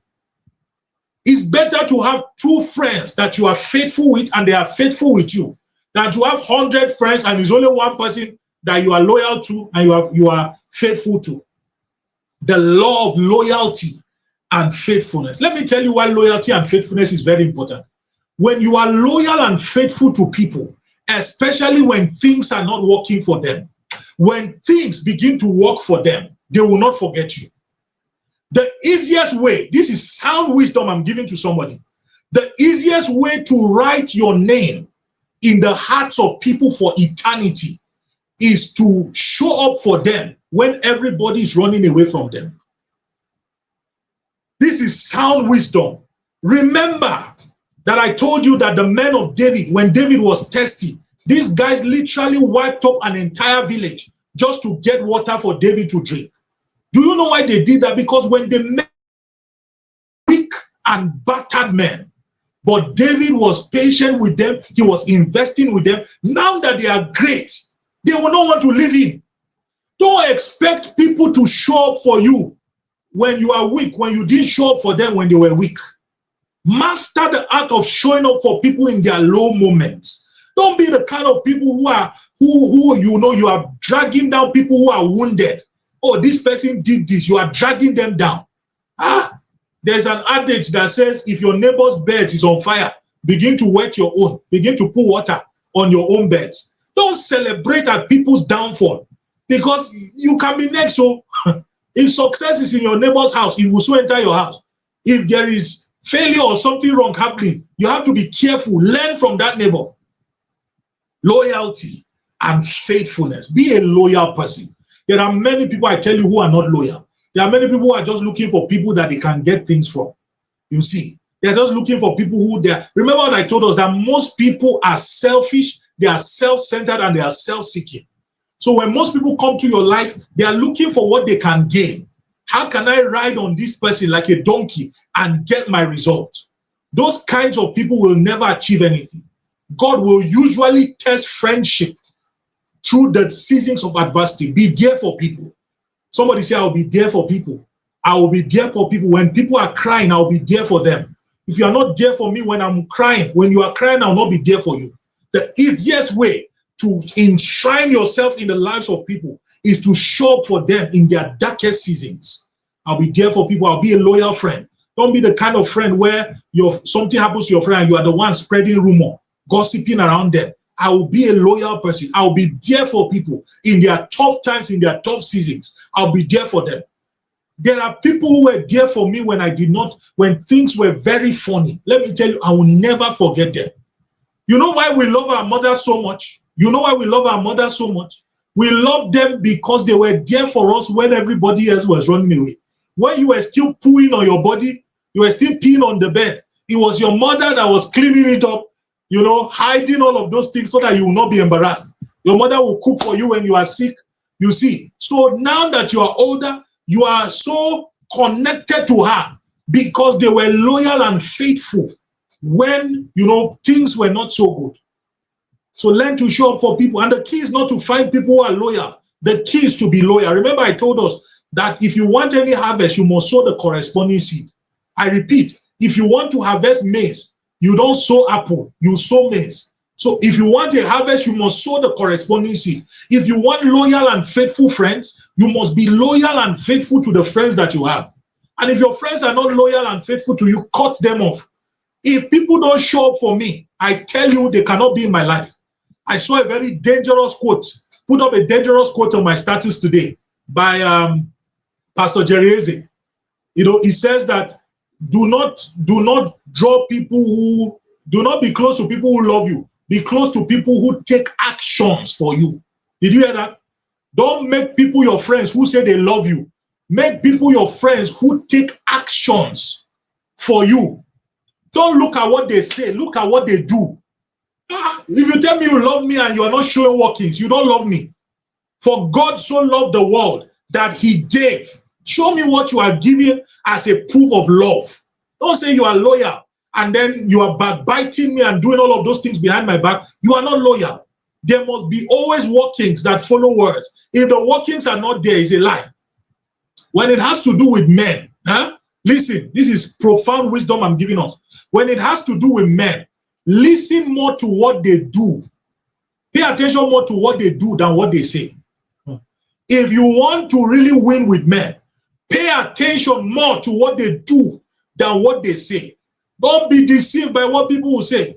They will tell you they love you today and they will crucify you tomorrow. The last law, we are looking at the laws of relationships, the laws that you must engage if you want to enjoy the bounties of relationship. And I've shared 7 of them so far, and I'm sharing the last one with us, is the law of humility. The law of humility. James chapter 4 and verse 6. The law of humility, James 4 verse 6. We're wrapping up now. If you have any question, you can put it up in the comments. Maybe I'll take 1 or 2 questions. It says, but he giveth more grace. Wherefore he said, God resisted the proud, but giveth grace unto the humble.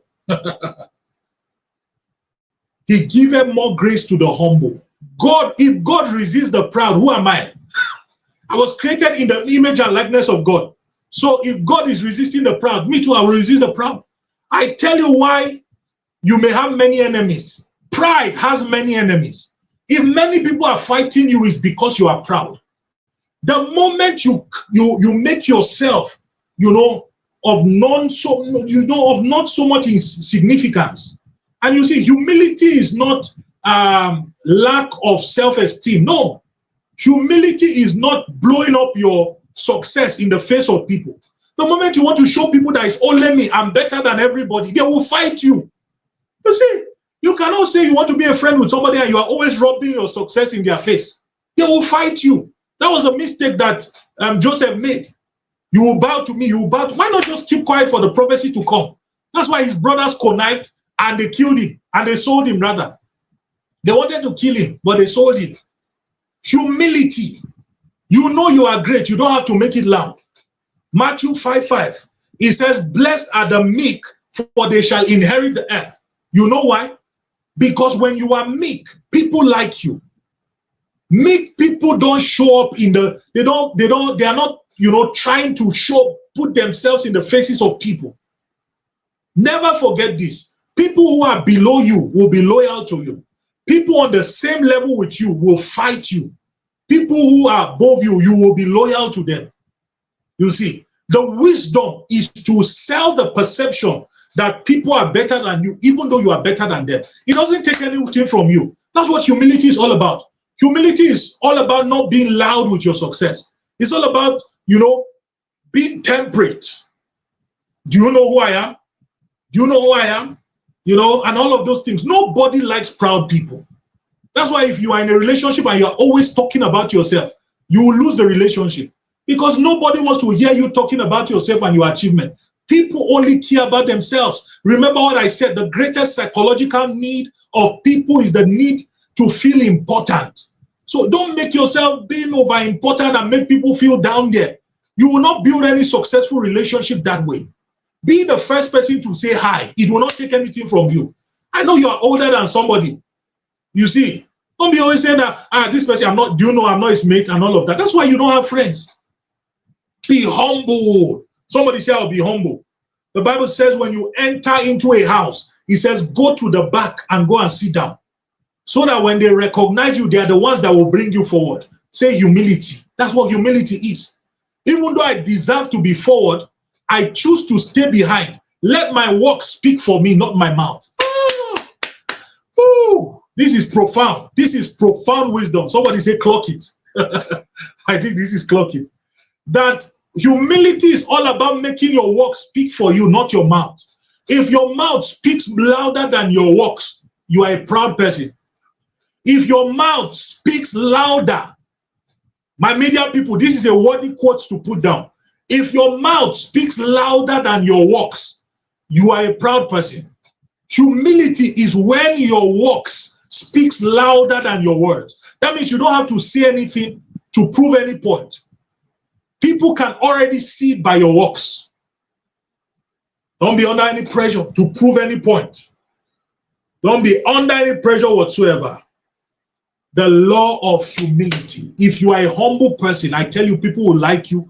In fact, it's one of the qualities for friendliness, that you are humble. When you are truly humble, people want to be around you. People want to be your friend. How many of us like to be friends with proud people? There's hardly anybody here that will say you want to be friends. We are generally drawn to people who are humble. People who, there's always, how are you doing? They are always reaching out, being the first to reach out. They are not waiting for you to initiate and to do all of those things. They are not overbloating their success. They are not making you feel small. You see, you want to be around those people, so you need to be humble. The law of humility. If you practice and you apply these laws that I've shared with us, 8 of them, let me list them for us. The law of friendliness. Number 2, the law of honor. Number 3, the law of contribution. Number 4, the law of gratitude. Number 5, the law of character and integrity. Number 6, the law of forgiveness and forbearance. Number 7, the law of loyalty. The law of loyalty. And then number 5, the law of humility. If you understand and engage these laws, let me tell you, your life will never remain the same. Let me encourage you, sit down with this teaching, practice these laws, settle down and learn them, settle down and meditate on them, and begin to engage them. And I tell you, between now and the end of this year, you will be surprised at how accelerated your life will become. Success is in understanding laws. The laws of relationships will change your life. I hope we got value from tonight's session. It's been such a profound one. The Leverage 2026 online conference. This is our 4th training session. It's been such a phenomenal time. If you got value, let me see the fire emoji in the comment. I've been speaking for almost 2 hours now. So profound. Thank you so much for staying true. You got value. Let me see you comment value. Let me see the fire emoji. If you have a question, please go ahead and ask while I quickly make the announcement so that we can wrap up immediately after I take the questions. So if you have a question, go ahead, share in the comments. Let me make a few announcements and then I will take 1 or 2 questions and then we're done for tonight. So next week, we're wrapping up the Leverage Conference, the grand finale. Who is excited? So we're having 2 sessions next week. We're having on Thursday the 7th, the law of value. My boss and mentor himself will be with us. Mr. Elisha Maman is going to be such a profound one. Who is excited? Who is excited? The law of value. And then on Saturday, I'll be teaching on the law of transformation. I'm super excited. Are you ready for that? Saturday the 9th. Thankfully, my birthday is on the 10th of May. Usually I organize the Leverage Conference around, my birth month, just as a way of giving back, because many young people have time, but they do not have wisdom. They do not have knowledge. So the Leverage is an attempt to, give quality information to young people that can accelerate their life and accelerate their destiny. And I trust that it's been an exciting journey thus far. So don't miss next week's session. 2 sessions, Thursday and Saturday. Share the flyer with as many people as you can reach. And I know that it will be such a powerful and a significant time. So 2 more sessions and then we're done. For those of us who would like to give to the leverage, we've received quite a number of people reaching out to give. May God bless you. God bless you a 1,000-fold for your good heart, for your kind heart. If you want to support the Leverage Conference, there's a lot we need to do. We're already working on the the network issue, trying to get a very good router. Hopefully, before next Leverage, we should be able to get a very stable network, seeing how we can get Starlinks. So there's a lot of investments that are going on. You want to support us, you can use the link that is there. I think that there's also an account number. So you can use this. You want to give, you want to support the leverage. You can use these details to partner with the leverage, okay? I'll just leave it up for a little while. You want to partner with the leverage, so you can use that. For those of us who would want me to mentor them, I have what I call the 90-day strategic growth daily mentor program. You can get access to it. The link is there, so you can use the link to access the mentorship program. It will change your life. Over 200 people so far have gone through the mentorship program. It's for 90 days, and it has truly changed their lives. I'll be upgrading it hopefully before December. So, and this is your opportunity to get into the program. It's a 90-day, strictly email-based, and then you have access to a platform where you can access the training and the course material. So do well, use the link to get access to it. Like I said, 2 sessions next week, and then we wrap up the conference. That said, let me quickly go through announcements. If you've not subscribed to the channel, please do well, subscribe to the channel, okay? If you've not subscribed to the channel, do well, click on the subscribe button. It's absolutely, it won't cost you anything to do that. It won't cost you anything whatsoever to do that. Is there any question? Let me see if there's any question. So we'll take a question and then we'll wrap up. I don't think I'm seeing any question. Somebody said, drawing up the red carpet. Okay, fantastic. So there's no question whatsoever. Thank you so much for joining us, for joining the Leverage Conference. Thank you so much. Let me go ahead. I'll do a quick shout out and then we'll wrap up for tonight. I'll do a quick shout out and then we'll wrap up for tonight. So thank you for joining in. Make sure you subscribe to the channel. If you've not done so already, make sure you click on the subscribe button if you've not done so. Oh, I think I see a comment. I see a question from Nathan. It says, in a relationship where the people you are trying to help is not willing to learn, what should you do in that case of mentor and mentee relationship? In the case of a mentor-mentee relationship, if somebody is not willing to cooperate, cut them off. Only give access to the level of hunger. Did you hear that? Only give access to level of hunger. Generally, when people ask me to mentor them, if I don't see passion, I will not give you access. And that's for even people I know. So if you are not hungry enough, I will not give you access at all. So if people are not willing to commit, if people are not willing to, give in their best, it's best that you make them far away as possible. I see another question. It says, is there a breaking point in a relationship where one have to walk away? Of course, there are many breaking points. I just told us one. Relationships, there must be contribution, the law of contribution. So if you're in a relationship where you are the only one giving, you are giving time, you're giving energy, the person is just being docile, they are being nonchalant, end that relationship. End that relationship. It doesn't matter the kind of relationship. If you're also in a relationship that is toxic, a relationship that keeps bringing you down, the person is a very toxic person, also end that relationship. I hope that answers the question. Thank you so much for participating in tonight's session. So we'll be seen next week for the grand finale. Somebody excited? So we'll be having the grand finale next week, Thursday, the 7th of May and the 9th of May. I'm super, super excited. It's going to be a mind-blowing one. Let me do a quick shout out and then we're out of the place. First of all, again, let me appreciate the team, the media team. Thank you for the fantastic work that you are doing right here behind the scene. You know, thank you so much. Thank you so, so much. May God bless and honor every one of us.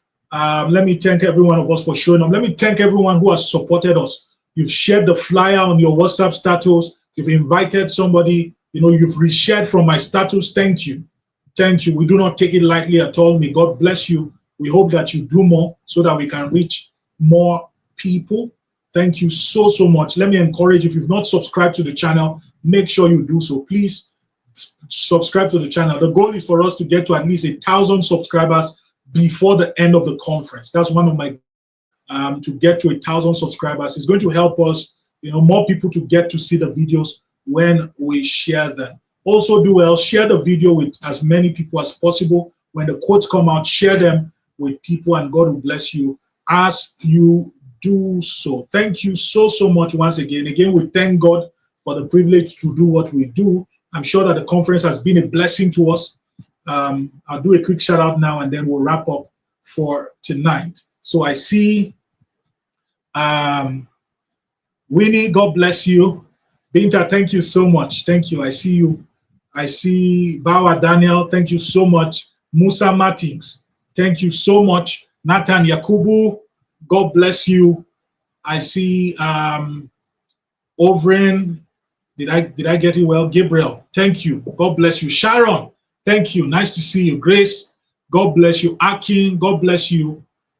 Such a profound session tonight. Prince, my Ghanaian man, looking forward to hosting a conference in Ghana. Hopefully we'll be in Ghana in next 2 years. So start counting down for us. By the way, we'll be having our first physical meeting next year. So next year, 2027, the Leaders Manna Network will be having our first physical training. We've always been having online training. So by next year, we'll be having our first physical training in Zaria, Kaduna State. So if you're around the Everest, begin to plan towards it.